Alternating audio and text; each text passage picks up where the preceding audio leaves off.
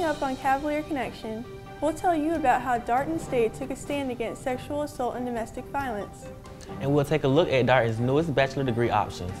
All that and more next on Cavalier Connection.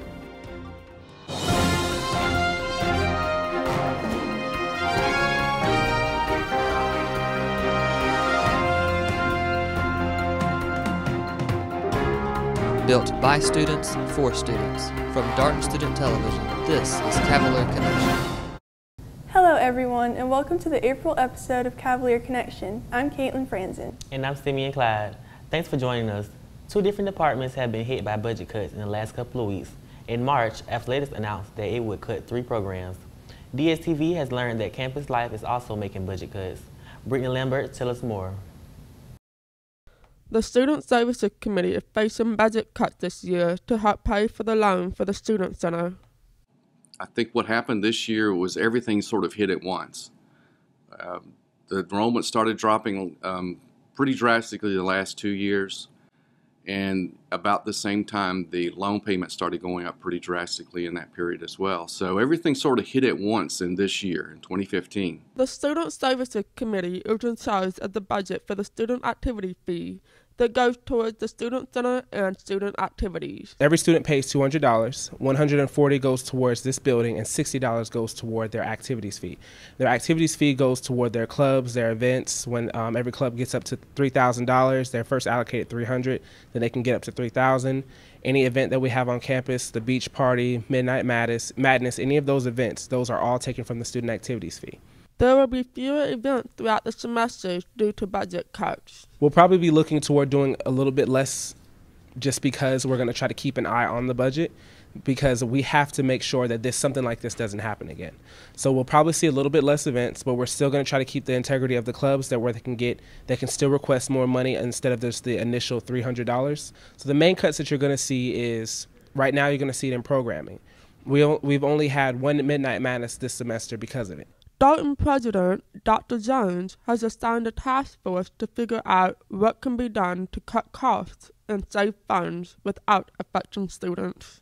The students should not see anything particularly dramatic happen. I think the things we've got on the table right now are small things that we think will add up to big savings. You really won't see too much get hit. You'll just see a little bit less happening, but nothing really is going to be severely cut. This is Brittany Lambert with Cavalier Connection. Simeon mentioned athletics is also dealing with its own budget issues that led to last month's announcement that 3 programs, swimming and diving, cross country, and wrestling, will no longer be intercollegiate sports. Here's more on that story. Darton State College Athletic Director Michael Kiefer announced that wrestling, swimming and diving, and cross country will no longer compete at the intercollegiate level. Although this transition has been difficult, head wrestling coach James Hicks reflects on the highlights of coaching his team. Yeah, quite a few great moments over my time here as the head wrestling coach. My first year here, we had our first ever national champion. We won regionals twice, for the first 2 times in the program's history. And this past year, we had our second national champion. We've had numerous All-Americans over the past 3 years since I've been here. So all those moments are great moments for our program, but the greatest moments have been when we have athletes graduate or athletes move on to 4-year schools and have some success. The budget cuts have brought major changes within the wrestling, swimming and diving, and cross-country team. They're still going to have an opportunity to compete in their sports here. So, I would think that, they at least good number of them would choose to stay here and compete in those sports. It won't necessarily be at the level, say a D1 NJCAA sport is now, but I think they'd want to stay here just because the facilities that we have here at Darton, the dorms that we have here, the student center we have here, all these things that attract students and for the educational opportunities that they have here. So. Wrestling coach James Hicks says the transition has been tough. My guys were very disappointed that we were at the point where our program was going to be discontinued. The guys worked hard to build this program into a viable program and get some national recognition. So they were definitely disappointed at the news. After returning back from NJCAA's national championship, the teams were notified about the transition from a sport to a club. This is Jemima Lafayette reporting for Cavalier Connections. We're taking a short break. Coming up, we'll find out about why students aren't allowed to use their cell phones in the classroom. And servant leadership works to clean up Darton State. Stay tuned.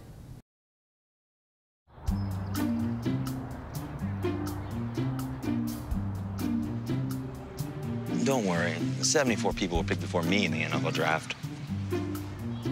To fight childhood obesity, United Way and the NFL are helping kids play at least 60 minutes a day.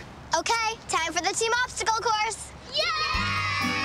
What this place needs is more healthy kids. To get involved or donate, go to unitedway.org/play60.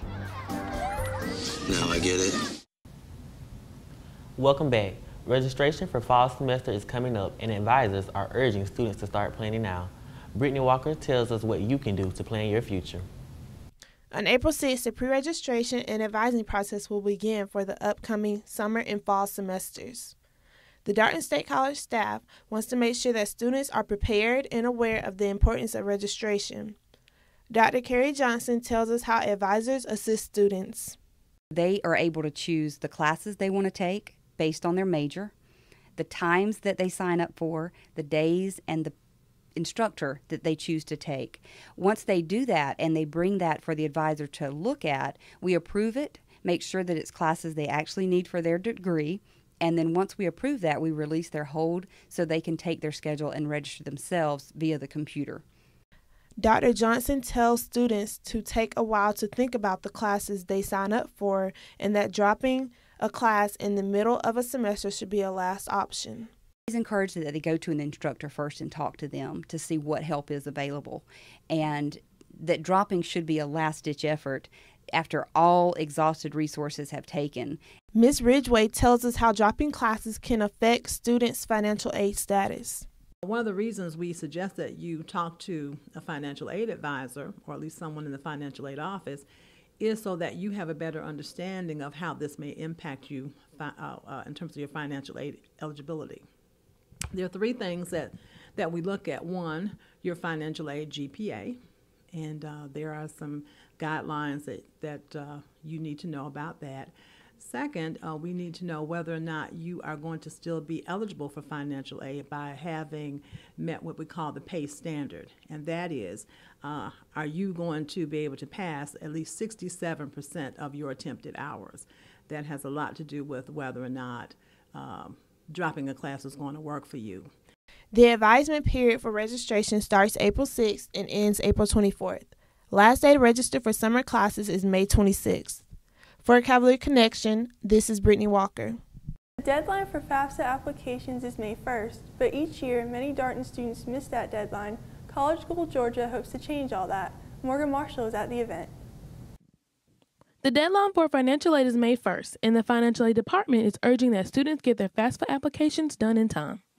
In order to help students, Darton State held its second annual College Goal Georgia event. College Goal Georgia is sponsored by the Georgia Student Finance Commission, and it's to help students to complete their FAFSAs each year. This is Darton's second year hosting this event, which helps students understand the financial aid process while filling out the financial aid application. The FAFSA is something that needs to be completed by students each year, each tax year. And through this process, students can help see if they're eligible for financial aid. So we're really pushing students to complete their FAFSAs. And this event is to help students, and it's for us to help students to complete it correctly. Many students wait until the last minute to complete their FAFSA application, which slows the process for students when trying to register for classes and buy books. The financial aid priority deadline is May 1st, and by completing their FAFSAs early, this does help ensure that their financial aid package is completed with their books, dorms, and of course their classes. For more information about the FAFSA deadline or for any general questions, you can go visit the financial aid office in the K building. Cavalier Connection, Morgan Marshall reporting. After the break, we'll tell you how you can attend an SGA meeting online. Plus, we tell you who took home the grand prize at the annual Darton Star competition. It began as an idea, a tiny 2-year college with just 600 students. An affordable doorway to the future, higher education for all. Soon, those who came found a growing range of degree and certificate options, leading directly to a career or on to a higher education. Faculty came from some of America's best universities and students from every state and more than 30 countries. Many graduates became leaders of the community. The college became a driver of the region's economy and a primary source of professionals, including more nurses than any other college in Georgia. Today, with almost 6,000 students and 4-year baccalaureate degrees, opportunities are even greater. But the idea, the tradition, is still the same. 2-year degrees, professional certification, 4-year degrees. What a great idea. A college for everybody. eMajor is a new online program that allows you to get a bachelor's degree in 3 different areas. Campus officials hope classes will begin this summer. Caitlin Franzen finds out who should sign up for the new program. Going to school completely online is a convenience that many students would love to take advantage of. It is possible to do so at Darton with eMajor. It's a way to obtain a bachelor's degree from a Darton State College in 3 areas: legal assistant studies, office administration and technology, and organizational leadership. The program is designed for non-traditional students. It is set up a lot like a regular classroom with some differences. One thing to understand is that eMajor has its own academic calendar that will correspond with start dates and end dates, correspond roughly with our academic calendar, but we may start a week earlier or a week later depending on what that collaborative calendar does. Along with a good education, students can receive specialized help. We also have embedded in most classes a tutor and tutoring software called Smart Thinking. The cost per credit hour is $250. A lot is included in that cost, however. Some of those other student fees will go away. Keep in mind that some of the textbooks are included in the classes. Signing up for eMajor is relatively easy. Talk with your current advisor. Ask about changing your major to an eMajor degree. Contact me to let me know that that's kind of in your radar screen. A simple introductory quiz is also required. The program is already quite popular. There has been a lot of interest in the programs because honestly, every student I've talked to loves Darton. They want to stay at Darton. They don't care about transferring. eMajor is still awaiting full accreditation. If accredited, classes are anticipated to open in the summer. This is Caitlin Franzen for Cavalier Connection. SGA holds meetings every Wednesday night at 5:30 p.m., but some students can't make it to campus. Brittany Lambert tells us how SGA has solved that problem. Student Government Association does weekly meetings that students are encouraged to participate in. Student Government Association, we do sessions every week, and the goal of the sessions is to open up for any single student to hear what are we working on right now, and also to share any problems or any positive events. Now it is easier for students to attend and know what goes on at SGA meetings. When it came to it, we decided that some students in the cabinet were not able to come to the meetings, and it was disrupting their time, and we didn't want to put that strain on them anymore. So student government and the ID department came up with a system that allowed students as well as faculty and staff to actually view our meetings through webcast. Anyone can be a part of the SGA online sessions. You can come to our office and we can add you on D12, or we can send the link for you. Once you join, every Wednesday at 5 o'clock we have a session, and you can be part of the session online. The best way of setting up the session under your D2L is just come to talk to us. So our office is C222, second floor of the Student Center. This is Brittany Lambert with Cavalier Connection. Servant Leadership held a campus cleanup event last month. Talika Postel finds out why the organization is set on beautifying the campus. In March, Servant Leadership held its annual campus cleanup. Today's campus cleanup consisted of a few of our servant leadership members. This was an activity that was open to the entire club, but it is hard sometimes to get everybody involved. It is a Saturday morning, and it is a sacrifice to come out. So we did just have a few of us, but we got it done. Servant Leadership members removed debris and cleaned the college, starting at the front of the Student Center, circling the entire campus. Servant Leadership, well, it's a wonderful organization that helps give back to the community and to help us learn how to have pride in our community and have pride in ourselves for helping out other people. Keeping the campus clean is huge work. Selena Miller discusses why it's the students' responsibility to help to keep the campus clean. It's important to keep our campus clean because, everybody wants to come see a nice, clean campus. We want everyone to see that we take pride in our campus, and we want to pick up the trash that is around just to make it look very presentable to others in our community. Students have participated in several beautification projects on campus. In February, SGA cleaned up the Central Pond area and works to beautify the campus. What students gain from this is just a sense of accomplishment. We are Darton. We're in control of what the public views of us. So in order for us to keep the positive, in order for us to keep the good idea that they have of Darton, we have to continue to pour into Darton and clean up and do these little things because we have to give back.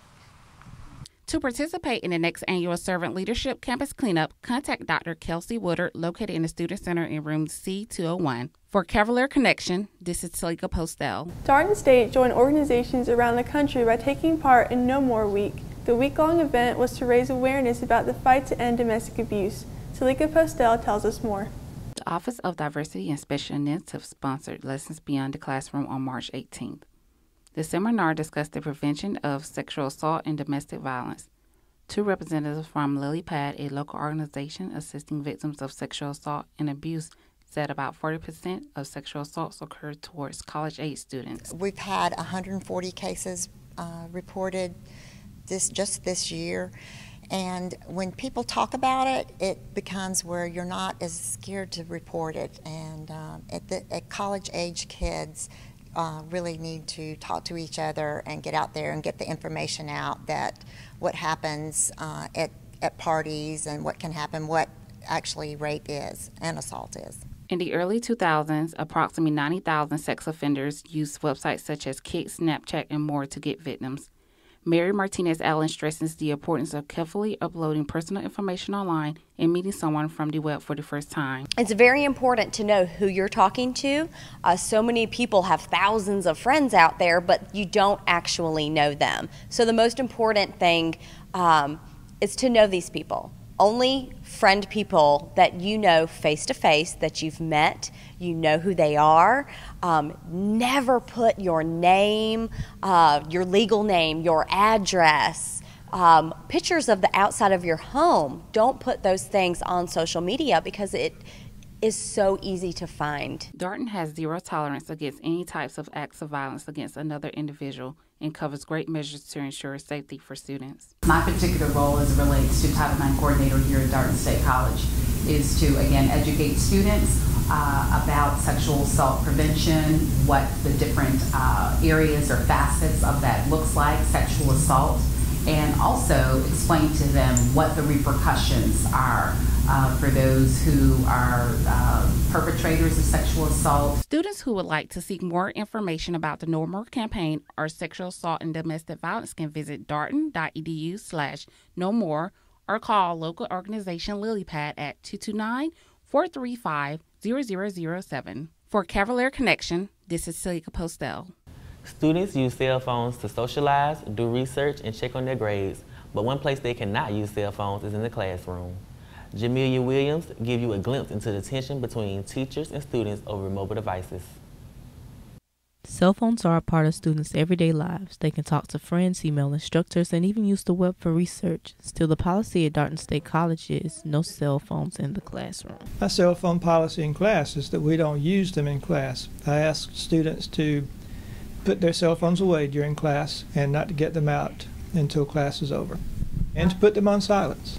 Teachers say these policies improve the classroom and help focus students. Every class develops personality of its own.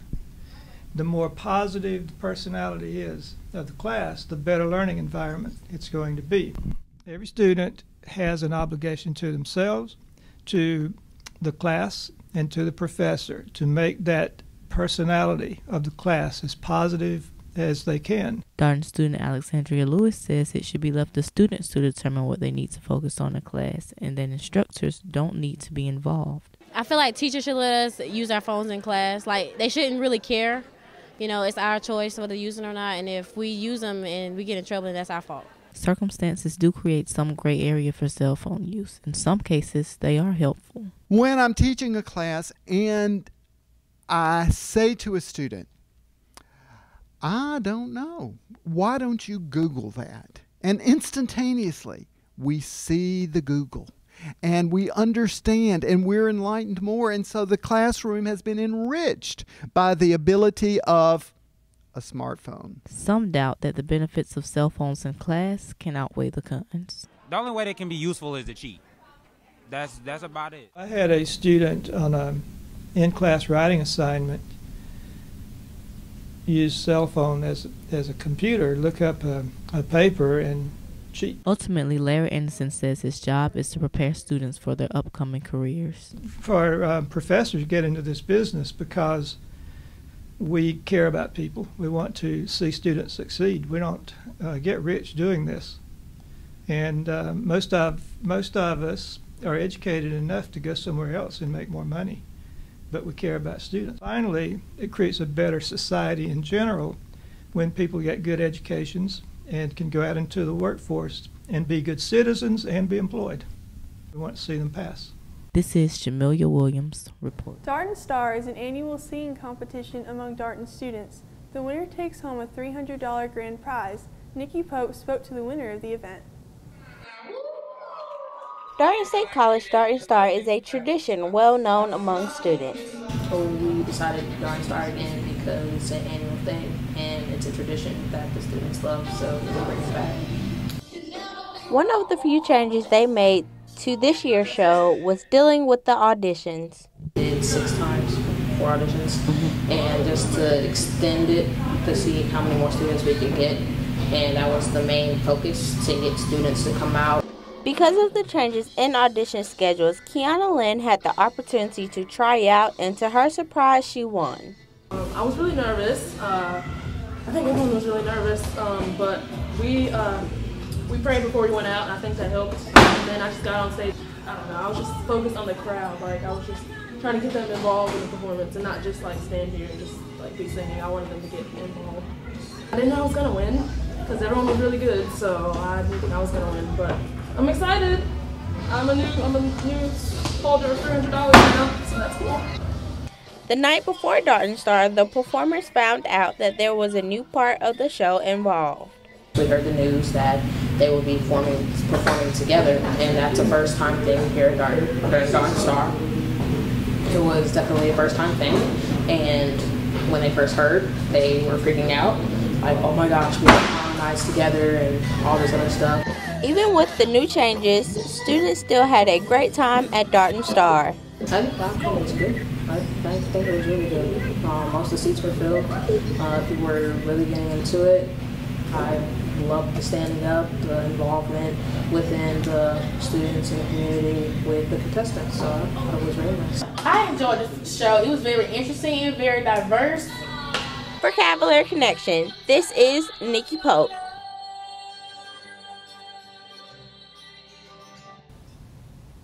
And that's going to wrap it up for this March edition of Cavalier Connection. You can stay connected with us by liking our Facebook page at www.facebook.com/Cavalier Connection. And watch all of our videos, head over to YouTube channel at www.youtube.com/Darden Student Media. I'm Caitlin Franzen. And I'm Simeon Clyde. Thanks for joining us here at Cavalier Connection, and we'll see you soon.